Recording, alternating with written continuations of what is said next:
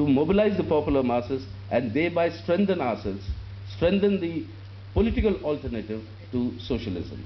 So in that in that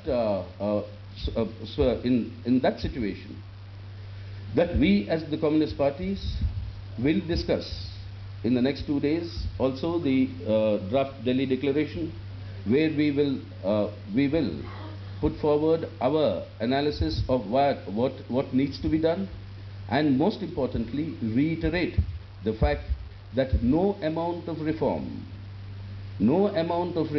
can render the capitalist system as a non-exploitative system or a non-crisis ridden system. Reform cannot change capitalism. Capitalism has to be overthrown, and only then human liberation is possible.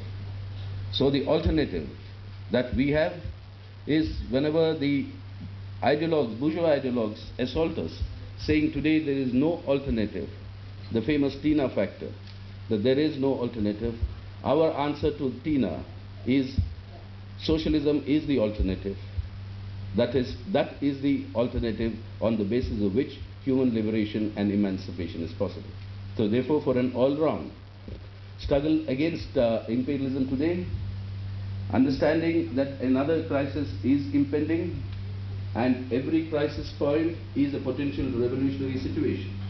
But whether we'll be able to utilize that situation to convert that crisis into a revolutionary transformation depends on you, me, and all of us in our countries. And it is the strengthening of that process which is, I think, the central aspect of this 11th international meeting.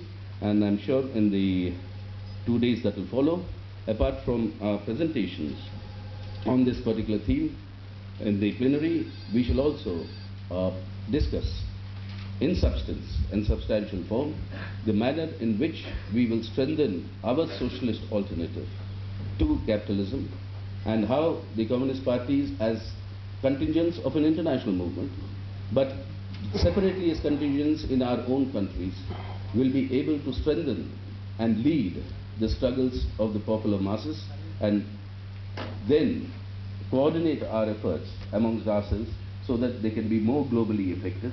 And these issues, I'm sure, we'll be able to deliberate and discuss and arrive at conclusions by the time we conclude this 11th meeting.